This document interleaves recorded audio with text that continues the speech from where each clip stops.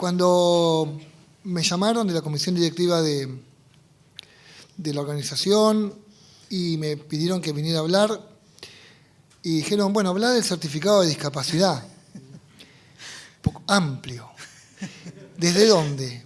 Desde la perspectiva de derechos humanos, mejor, porque de la perspectiva legal no hay mucho que decir. Ahora, de la perspectiva de derechos humanos sí que hay bastante. Lo primero que uno podría decir es, ¿está bien o está mal tener un certificado de discapacidad? Y uno podría decir, bueno, en realidad puede ser un requisito como cualquier otro para el acceso a derechos. Y en ese punto está bien, es un requisito. Y no, como se suele decir, como la llave de acceso al derecho a la educación, la llave de acceso al derecho a la salud por la obra social. Desde la perspectiva de derechos humanos, ningún derecho tiene llave. Todos los derechos son iguales, interdependientes, son indivisibles, es decir, y son universales, son para todos y para todas. Y no pueden estar sujetos a un papel. Con lo cual, digamos, someter el derecho a educación inclusiva o a un empleo de calidad, por ejemplo, empleo con apoyos, o a el uso de un transporte, a un certificado, desde el punto de vista de derechos humanos, no es correcto. Cierto es que los estados pueden, en Argentina se hace y en otros también, pero no en todos los estados, poner requisitos para el acceso a derechos, como podría ser, por ejemplo, vivir en determinada zona o tener determinada cantidad de años de residencia. Por ejemplo, vivir en la capital federal para acceder al programa Ciudadanía Porteña, o tener más de una cantidad de años para acceder a una pensión no contributiva o a una asignación universal por hijo. Lo planteo ni siquiera en términos de discapacidad algunos de estos derechos. Pero ¿cómo tienen que ser esos requisitos? Razonables, es decir, tienen que estar considerados entre los medios y los fines.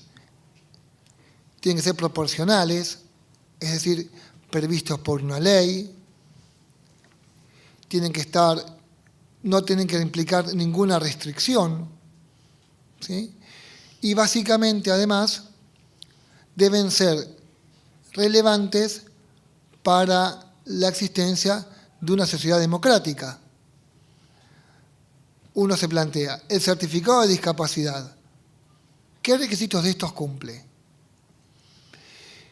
Uno podría decir, bueno, el certificado de discapacidad como uno de los requisitos para el acceso a algunos derechos, como puede ser maestros de apoyo o equipamientos tecnológicos o un programa vinculado con salud, es un requisito razonable en la medida en que lo que yo estoy pidiendo es un apoyo escolar por mi condición de situación de discapacidad visual, entonces tengo que acreditar una situación. Y no la puedo acreditar desde el paradigma médico rehabilitador, porque eso es contrario al modelo social y derechos humanos. Es decir, no alcanzaría que un médico me certifique cuál es mi patología visual. Por eso el certificado, en la medida que es un instrumento que tiene una visión interdisciplinaria, puede ser más amplio que un certificado médico y más cercano al modelo social. Siempre y cuando admitamos que es necesario. Es decir, hay otra medida de acreditar la situación de discapacidad sin el certificado, o hay otros derechos que no necesitan ser acreditada la discapacidad para su ejercicio. En esos casos, el certificado no debería ser un elemento que se me pudiera pedir. Porque mi acceso a derechos, ¿verdad?, no debería estar planteado por mi discapacidad. Por ejemplo, supongamos el acceso al cupo laboral, sí, puede requerir la certificación de mi situación de discapacidad. El acceso al transporte gratuito sí puede requerir la acreditación de mi situación de discapacidad. La cuestión vinculada con alguna cobertura específica en la medida que es más amplia que la del resto de las personas en términos de financiamiento o de especialización, sí podría requerir la acreditación de discapacidad. Pero hay veces que nos piden certificado casi para cualquier cosa, ¿sí? Y en esas situaciones no es necesario tenerlo o presentarlo. Porque, como digo, el derecho se tiene igual y no hace falta acreditarlo especialmente por motivos de discapacidad. ¿Cuáles son las dificultades que nosotros visualizamos? Cuando digo nosotros, no sé si hablar desde el Ministerio de Justicia y los casos que nos llegan, de mis años en la Federación de Ciegos, o desde dónde. Así que pónganme el sombrero que quieran.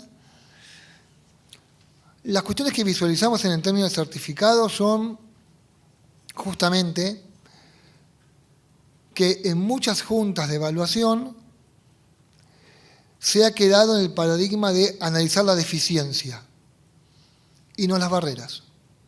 Como sabemos, la discapacidad es un concepto que evoluciona históricamente y que surge de la relación entre determinadas deficiencias, en el caso de estas jornadas visuales, y un entorno que limita, dificulta, obstaculiza, restringe la participación plena y efectiva en la comunidad.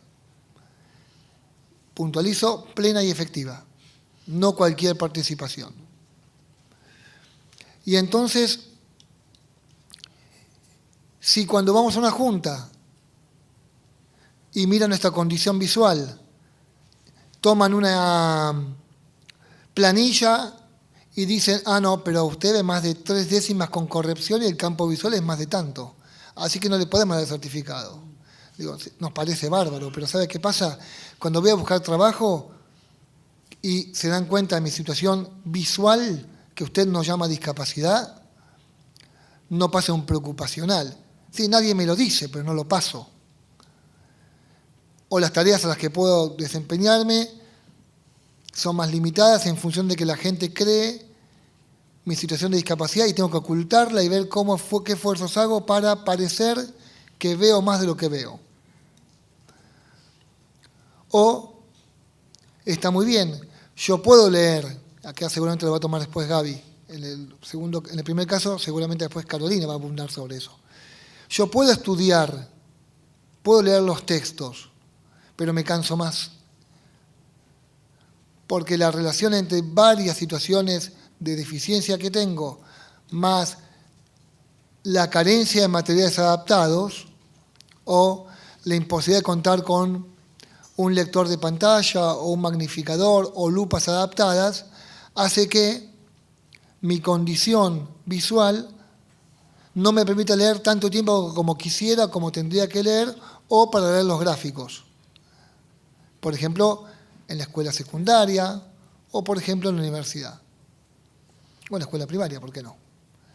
Ahora, cuando se analiza solamente cuál campo tenés y cuál es tu agudeza, dirían mis hijos, estamos en el horno. Mis hijos no dirían eso porque ya es antiguo.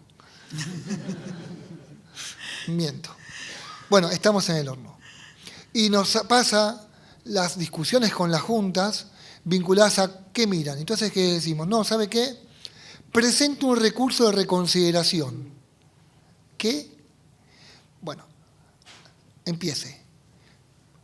Señores Junta Evaluadora, vengo por el presente a solicitar una reconsideración de la evaluación realizada con fecha tanto, por la cual no se me negó el certificado de discapacidad.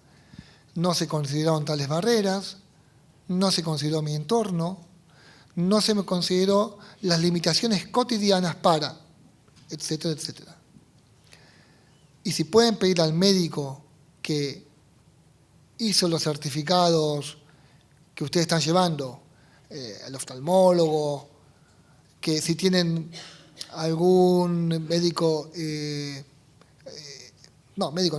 algún psicólogo a mano que pueda decir cómo eso afecta a su cotidianidad y qué angustias y dolores, diría Lelutier, porque son de estos días, ¿se acuerdan de don Rodrigo? ¿Qué angustias le lleva a esa situación? Está bueno porque ven la perspectiva interdisciplinaria, no solamente cuánto veo, sino cuánto no veo o cuánto veo me afecta en la cotidianidad y en lo que quiero hacer, puedo hacer y la potencialidad que quiero tener. Y entonces con todo eso van a la Junta de vuelta y le dicen, mire, no evaluaste estos aspectos.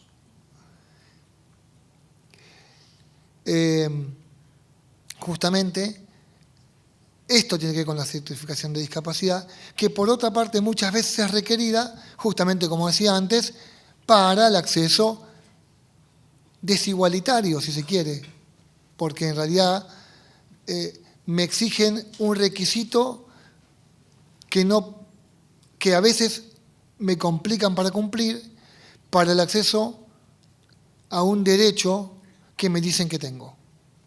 Es decir, sí, me plantean tratamientos, sí, me plantean derechos, pero si después me ponen, ahí sí, la llave en el certificado, pero le ponen plastilina en la cerradura, nunca voy a poder abrir.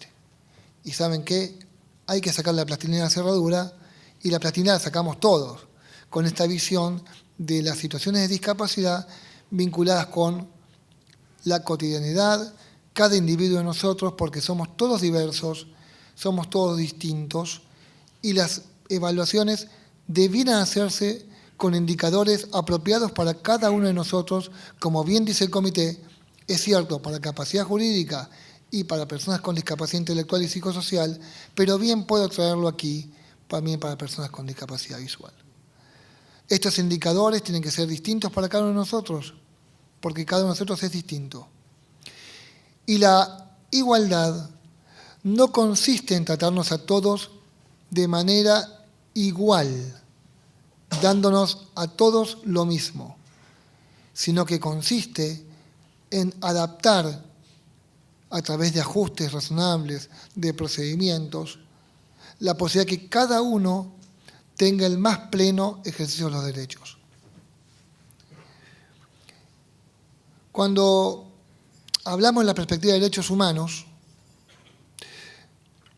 tenemos que acordarnos que la diversidad no siempre estuvo presente en materia de derechos humanos. Cuando en 1789 se sacó la Declaración de Derechos del Hombre y del Ciudadano, solo era para los hombres con determinados niveles económicos, sociales y propiedades. Y la mujer, que en 1791 planteó el derecho de las mujeres y las ciudadanas, terminó en la guillotina. Pero también terminaron las luchas de otros colectivos, de otros grupos, ¿sí? Las personas con negras, ¿sí? No voy a decir de color, porque todos tenemos algún color, como dijo Galeano, las personas negras que luchaban por el acceso a los derechos, las mujeres que luchaban por sus votos, el derecho al voto, los niños que luchaban por el derecho a la palabra y a ser oídos. También las personas con discapacidad estamos en esa lucha y la convención es un instrumento, es una herramienta de construcción de esa lucha, para que la igualdad no sea igualdad entre los iguales, sino ajustes razonables para la diversidad. Muchas gracias.